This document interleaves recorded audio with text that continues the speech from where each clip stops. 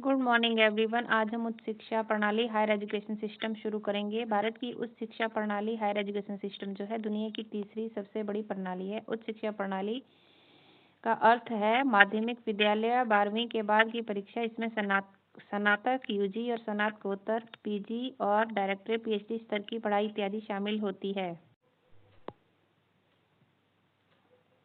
भारत में उच्च शिक्षा की संरचना और स्ट्रक्चर। भारतीय शिक्षा मुख्य रूप से 3 प्रकार की संस्थानों द्वारा संचालित होती है। पहला है विश्वविद्यालय यूनिवर्सिटीज, जो कि केंद्रीय होते हैं, राज्य होते हैं, डीम्ड होते हैं और निजी विश्वविद्यालय होते हैं। दूसरा है कॉलेज, जो किसी विश्वविद्यालय से संबंध एफिलिएट होते हैं। तीसरा है स्वायत्त संस्थान ऑटोनोमस इंस्टीट्यूट जैसे आईआईटीज, आईआईएमएस एंड एनआईटीज।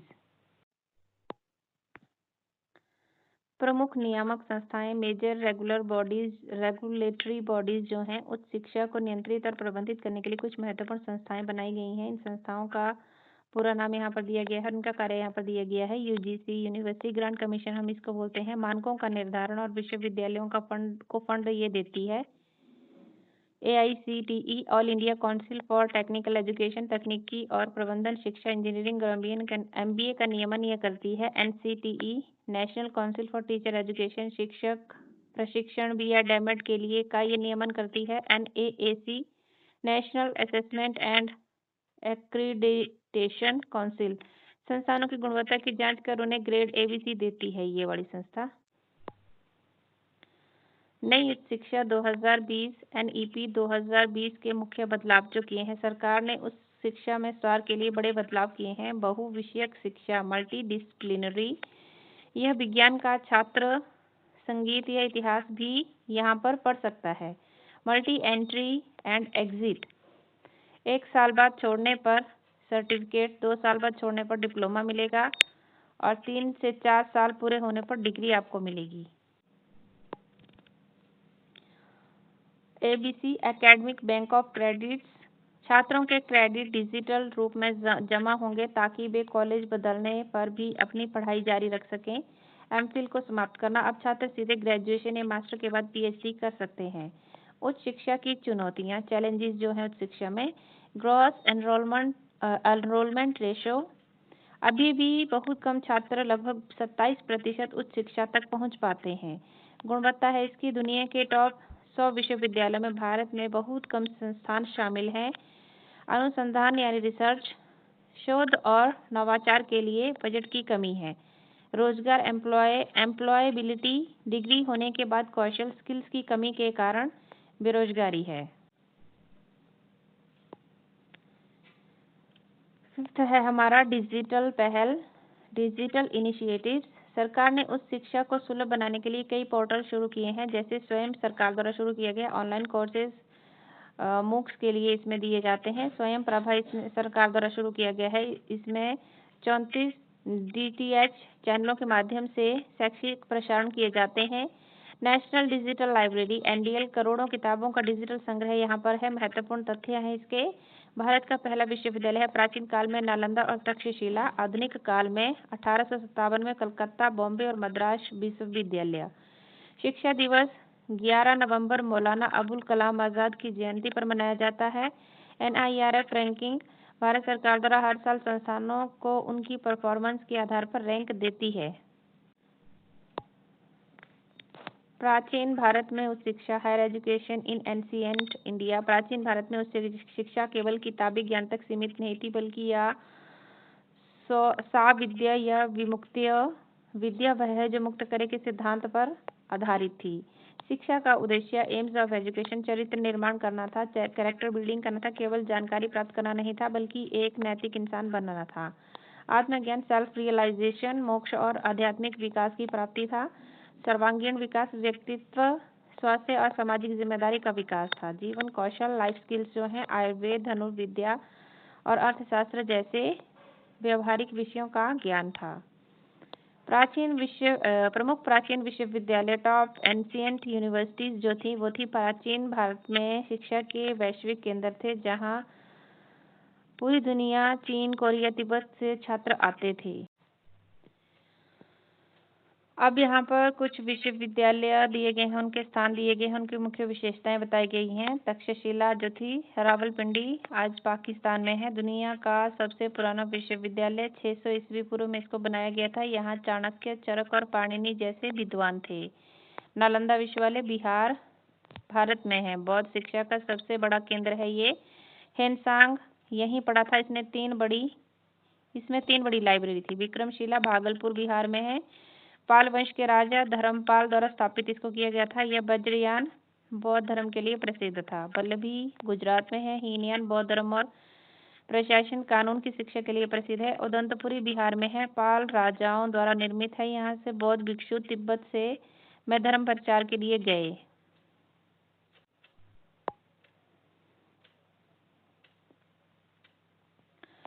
शिक्षा पद्धति टीचिंग मेथड जो थे गुरुकुल प्रणाली, छात्र गुरु के घर आश्रम में रहकर सादा जीवन जीते थे। मौखिक परंपरा ओरल ट्रेडिशन जो थे ज्ञान वेदों और उपनिषदों के माध्यम से कंठस्थ याद कराया जाता था। बहस और चर्चा डिबेट्स जो करवाए जाते थे। शास्त्र के माध्यम से तार्किक क्षमता विकसित की जाती थी। प्रवेश परीक्षा एंट्रेंस एग्जाम नालंदा जैसे विश्वविद्यालय में प्रवेश के लिए द्वार पंडित गेट कीपर्स कठिन परीक्षा लेते थे। पाठ्यक्रम करिकुलम प्राचीन शिक्षा में 18 शील पाठ और 16 कलाएं सिखाई जाती थी। मुख्य विषय थे वेद और उपनिषद। धर्म और दर्शन के लिए ये फेमस है। व्याकरण में पाणिनि का अष्टाध्यायी है। आयुर्वेद चिकित्सा विज्ञान है। गणित और खगोल विज्ञान आर्यभट्ट और बारहमीर के सिद्धांत दिए गए हैं। तर्कशास्त्र लॉजिक और राजनीति शास्त्र है। अंत और पतन डिक्लाइन इसका हुआ। विदेशी आक्रमण 12वीं शताब्दी में बख्तियार खिलजी जैसे आक्रमणकारियों ने नालंदा जैसी महान यूनिवर्सिटी और इसकी लाइब्रेरी को जला दिया। 12वीं शताब्दी में बख्तियार खिलजी ने। राजकीय संरक्षण की कमी, राजाओं का ध्यान शिक्षा से हटकर युद्धों की ओर चला गया। निष्कर्ष कंक्लूजन। प्राचीन भारत की शिक्षा प्रणाली विश्व गुरु की अवधारणा पर आधारित थी। यहाँ की शिक्षा मुफ्त थी और इनका प्रबंध समाज और राजाओं के दान से होता था। प्रमुख उच्च शिक्षण संस्थान तक्षशिला। तक्षशिला केवल एक शिक्षण संस्थान नहीं बल्कि ज्ञान का एक ऐसा संगम था जहाँ पूर्व और पश्चिम की संस्कृतियाँ मिलती थीं। काल और स्थान पीरियड और लोकेशन जो है इनके तक्षशिला के समय 6वीं शताब्दी ईस्वी पूर्व से 5वीं शताब्दी ईस्वी तक। स्थान इसका वर्तमान पाकिस्तान रावलपिंडी के पास। यह गांधार राज्य की राजधानी थी। यूनेस्को ने 1980 में इसे विश्व धरोहर स्थल घोषित किया था। स्वरूप और शिक्षा नेचर ऑफ एजुकेशन। तक्षशिला की कार्यप्रणाली आज के विश्वविद्यालय से काफ़ी अलग थी। शिक्षा केंद्रित टीचर सेंट्रिक थी। यह कोई एक बड़ी आवासीय इमारत नहीं थी बल्कि यहाँ विभिन्न गुरु अपने अपने आश्रमों में पढ़ाते थे। स्वतंत्रता शिक्षकों को अपना पाठ्यक्रम सिलेबस चुनने और छात्रों को पढ़ाने की पूरी आज़ादी थी। प्रवेश के लिए कोई निश्चित आयु नहीं थी बल्कि छात्र की योग्यता और रुचि पर आधारित था। पढ़ाए जाने वाले विषय जो सब्जेक्ट जो टॉट किए जाते थे। तक्षशिला में 18 प्रमुख शिल्पों, आर्ट्स और शास्त्रों की शिक्षा दी जाती थी। वेद और दर्शन पहला था। धार्मिक और आध्यात्मिक ज्ञान की इसमें शिक्षा दी जाती थी। आयुर्वेद में जो कि मेडिसिन से रिलेटेड था। तक्षशिला चिकित्सा विज्ञान का सबसे बड़ा केंद्र था। राजनीति और कानून चाणक्य ने यहीं अपना अर्थशास्त्र लिखा था। सैन्य विज्ञान मिलिट्री साइंस यहाँ युद्ध कौशल और धनुर्विद्या इसमें दी जाती थी। और व्याकरण और तर्कशास्त्र पाणिनि ने यहाँ व्याकरण के नियमों की रचना की।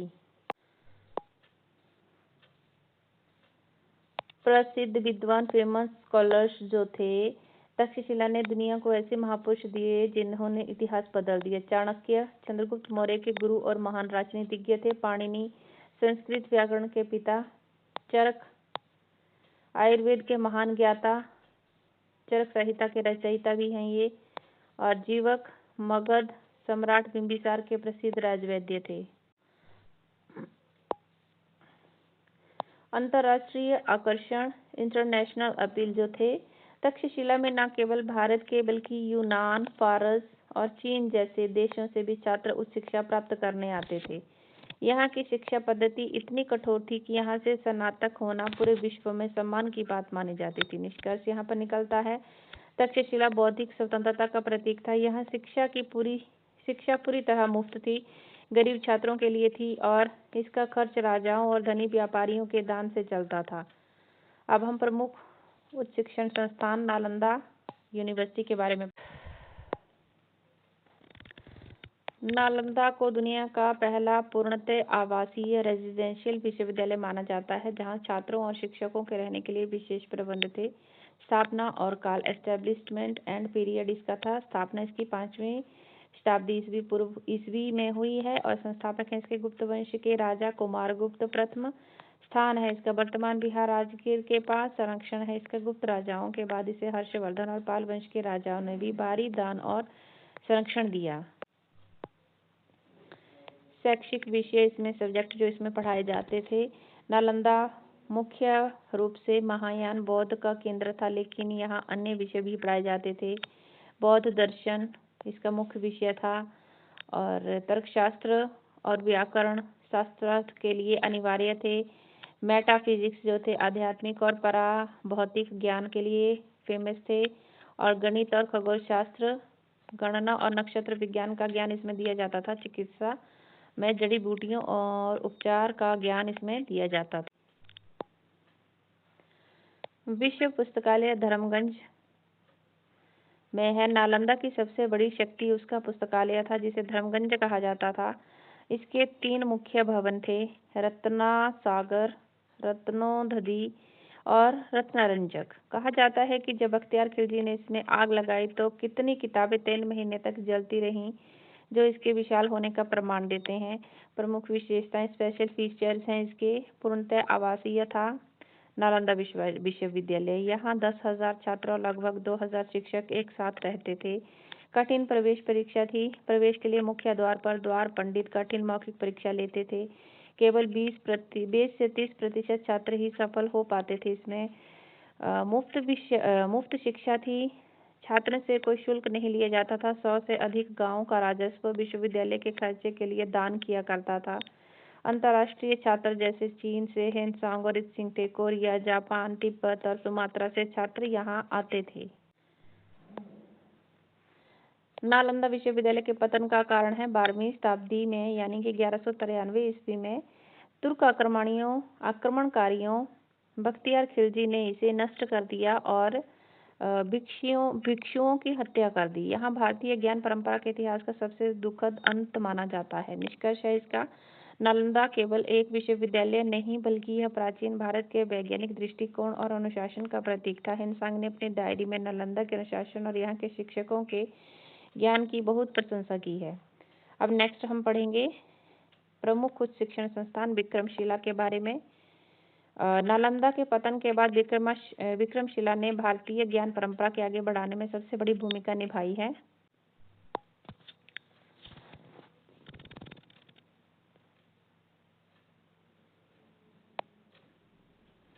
स्थापना और स्थान, एस्टैब्लिशमेंट एंड लोकेशन इसकी थी। स्थापना इसकी 8वीं शताब्दी ईस्वी में हुई। संस्थापक इसके थे पाल वंश के प्रतापी राजा धर्मपाल। स्थान वर्तमान बिहार के भागलपुर जिले में अंतिचक गांव में स्थित था। संरक्षण है, पाल राजाओं ने इसे राजकीय संरक्षण दिया और इसे नालंदा के समकक्ष खड़ा किया।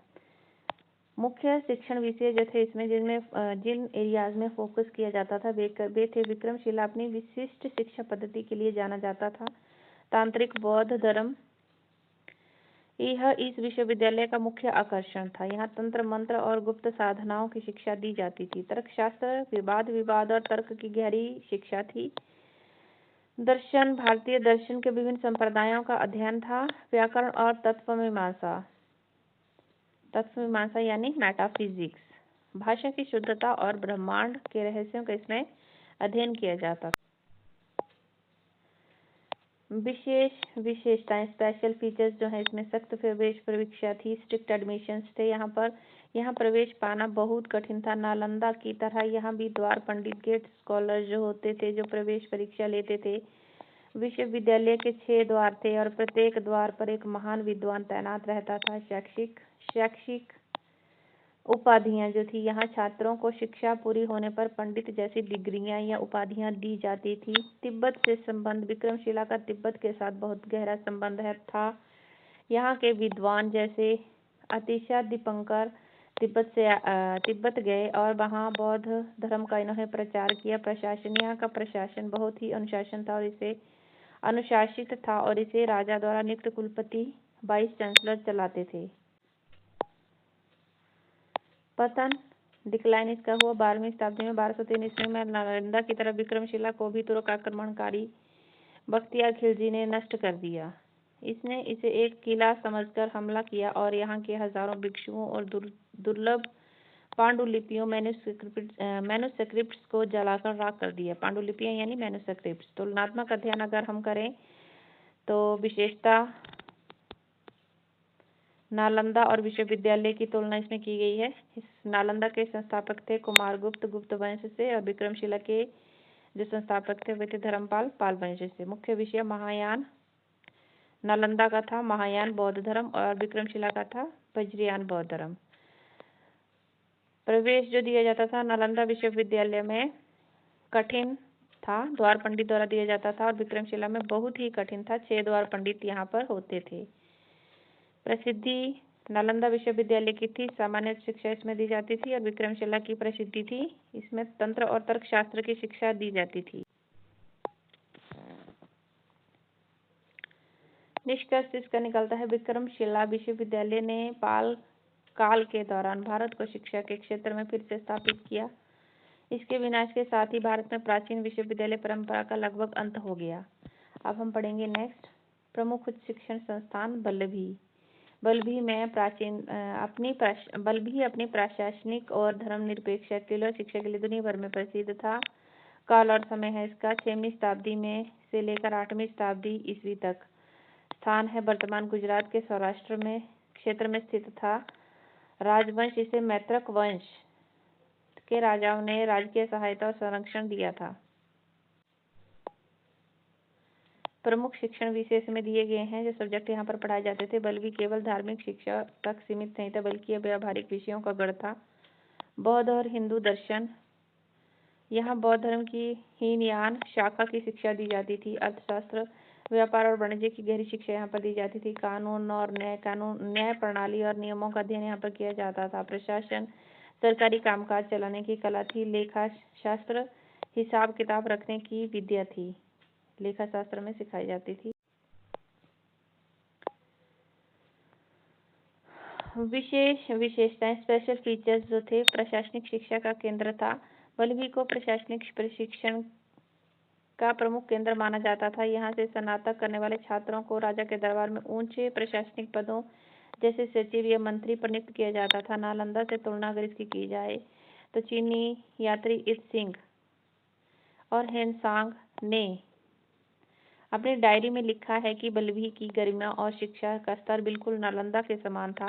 व्यापारिक महत्व, समुद्र के किनारे स्थित होने के कारण यहाँ विदेशों से आने वाले व्यापारी भी शिक्षा और संस्कृति का आदान प्रदान करते थे। बौद्ध धर्म की हीनयान शाखा, जहाँ नालंदा महायान का केंद्र था, वहीं बल्लभी हीनयान शिक्षा का बड़ा केंद्र था।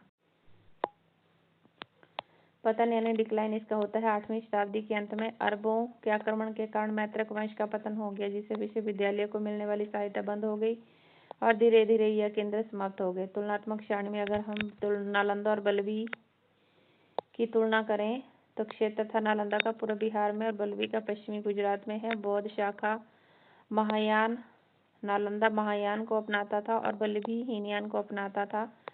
विशेषता में इसकी प्रसिद्धि में था आध्यात्मिक ज्ञान था नालंदा का, और बल्लभी में प्रशासनिक और कानून शिक्षा दी।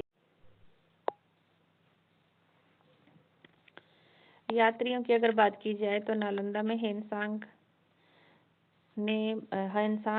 यहाँ पर आया था, और बल्लभी में हेनसांग और सिंह दोनों ने बल्लभी का वर्णन किया है। निष्कर्ष, बल्लभी विश्वविद्यालय इस बात का प्रमाण था कि प्राचीन भारत में शिक्षा केवल मोक्ष के लिए नहीं, बल्कि देश में कुशल शासन और अर्थव्यवस्था को चलाने के लिए भी दी जाती थी। प्रमुख शिक्षण संस्थान ओदंतपुरी के बारे में अब हम पढ़ेंगे। ओदंतपुरी मुख्य रूप से धार्मिक शुद्धता और तिब्बत के साथ अपने गहरे संबंधों के लिए इतिहास में प्रसिद्ध है। अवधि और स्थान है इसका 8वीं शताब्दी ईस्वी पूर्व। स्थान वर्तमान बिहार शरीफ नालंदा जिले के पास है, और संस्थापक के पाल वंश के प्रथम राजा गोपाल ने इसकी स्थापना की थी। कुछ मुख्य शिक्षण विषय जो है, फोकस एरिया जो है इसके बौद्ध शिक्षा। यह बौद्ध धर्म और दर्शन की शिक्षा का एक बहुत बड़ा केंद्र था। मठ व्यवस्था थी इसमें। यहाँ भिक्षुओं को अनुशासन और बौद्ध नियमों की कड़ी शिक्षा दी जाती थी। तंत्र विद्या विक्रमशिला की तरह यहाँ भी बौद्ध तंत्र का अध्ययन किया जाता था। विशेषताएं, स्पेशल फीचर्स जो है इसमें, तिब्बती शिक्षा का प्रभाव, इम्पैक्ट ऑफ तिब्बत। और दंतपुरी का सबसे बड़ा योगदान तिब्बत की शिक्षा प्रणाली को आकार देना था। तिब्बत का प्रसिद्ध सामे मठ इसी उदंतपुरी विश्वविद्यालय के मॉडल पर बनाया गया था। छात्र संख्या इसमें, प्राचीन अभिलेखों के अनुसार यहाँ पर लगभग 12,000 छात्र निवास करते थे, जो उस समय के हिसाब से एक बहुत बड़ी संख्या थी। स्थापत्य, उदंतपुरी का भवन निर्माण, मठ की संरचना इतनी भव्य थी कि इसने पूरे दक्षिण पूर्व एशिया के बौद्ध विहारों को प्रभावित किया। डिक्लाइन इसका होता है 12वीं शताब्दी में, 1193 ईस्वी में। अन्य विश्वविद्यालयों की तरह उदंतपुरी को भी बख्तियार खिलजी के आक्रमणों का सामना करना पड़ा। आक्रमणकारियों ने इसे एक किला समझा और इसे घेराबंदी कर दी, जिससे यहाँ के पुस्तकालयों और भिक्षुओं का भारी विनाश हुआ। एक नज़र प्रसिद्ध प्राचीन विश्वविद्यालयों के सारांश पर। तक्षशिला संस्थापक भरत को कहा जाता है। स्थान पाकिस्तान में है और इसकी मुख्य विशेषता चिकित्सा और राजनीति का केंद्र था ये।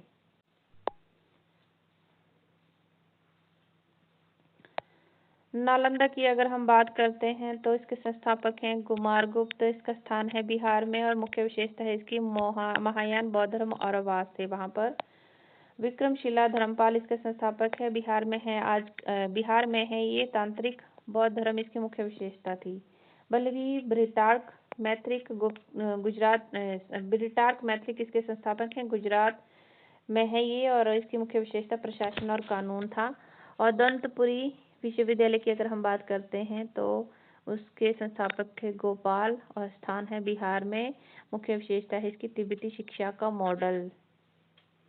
निष्कर्ष यहाँ पर निकलता है, और दंतपुरी में न केवल भारत में बल्कि तिब्बत और दक्षिण पूर्व एशिया में भारतीय ज्ञान और संस्कृति का प्रसार किया। यह पाल राजाओं की शिक्षा के प्रति प्रतिबद्धता का एक उत्कृष्ट उदाहरण।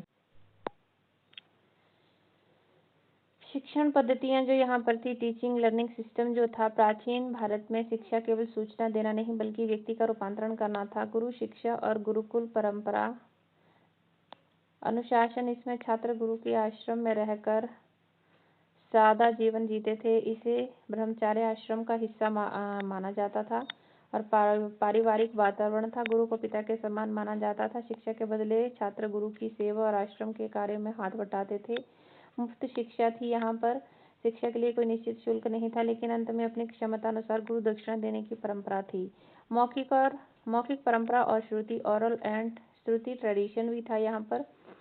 श्रुति, चूंकि उस समय मुद्रण प्रिंटिंग नहीं था, इसलिए ज्ञान को बोलकर एक पीढ़ी से दूसरी पीढ़ी तक पहुंचाया जाता था। उस समय लिखा नहीं जाता था, केवल बोलकर एक पीढ़ी से दूसरे पीढ़ी तक पहुंचाया जाता था। स्मरण शक्ति, वेदों और सूत्रों को कंठस्थ करने पर जोर दिया जाता था ताकि ज्ञान हमेशा मस्तिष्क में रहे। उच्चारण, मंत्रों का सही उच्चारण और स्वर पर विशेष ध्यान दिया जाता था।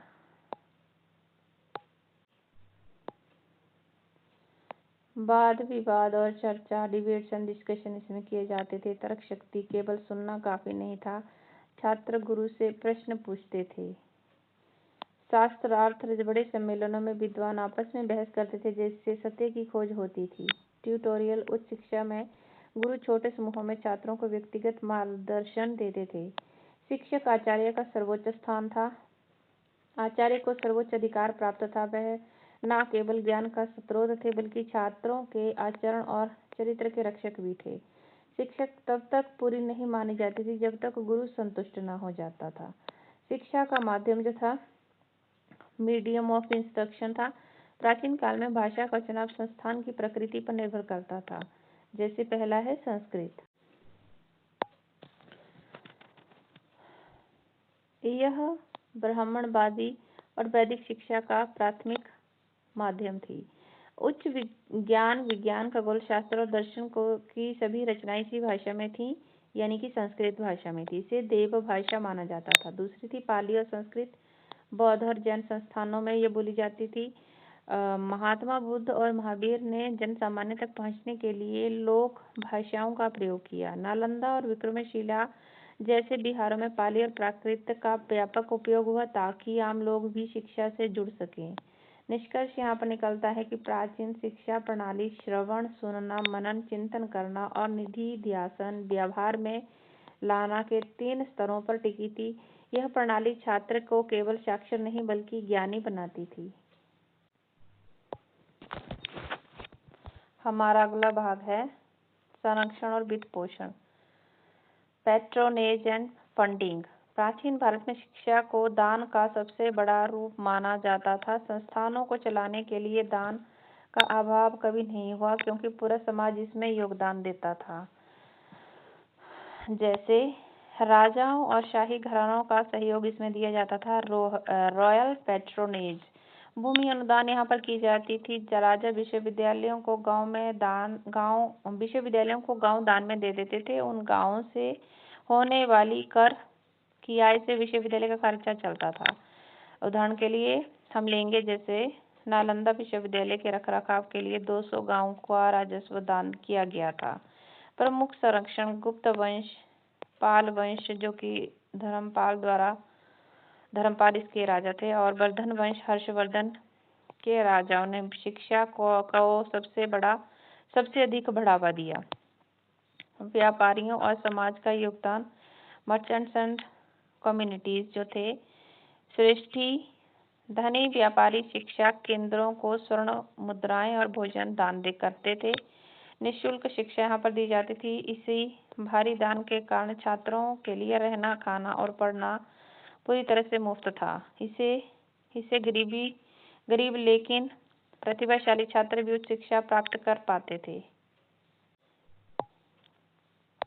अगला हम पढ़ेंगे प्राचीन संस्थानों के पतन के कारण, डिक्लाइन ऑफ एंशिएंट इंस्टीट्यूशंस। 12वीं शताब्दी के आसपास भारतीय ज्ञान का यह सुनहरा युग समाप्त होने लगा। इसके मुख्य कारण निम्नलिखित थे। विदेशी आक्रमण, सबसे बड़ा आक्रमण था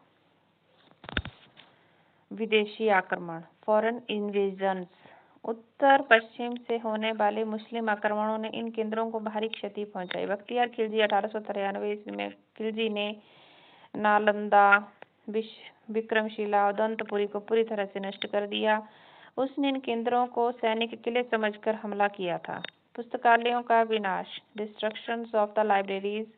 आक्रमणकारियों ने केवल इमारतों को नहीं बल्कि ज्ञान के स्रोतों को निशाना बनाया। नालंदा की लाइब्रेरी जो कि धर्मगंज में लगाई गई, आग महीनों तक इसमें जलती रही, जिससे सदियों का शोध रिसर्च राख हो गया। राजाश्रय का अभाव, डिक्लाइन ऑफ रॉयल पैट्रोनेज। धीरे धीरे देश के भीतर राजनीतिक अस्थिरता बढ़ गई। छोटे राज्यों के आपसी युद्धों और विदेशी सत्ता के आने से शिक्षा को मिलने वाला धन और संरक्षण बंद हो गया।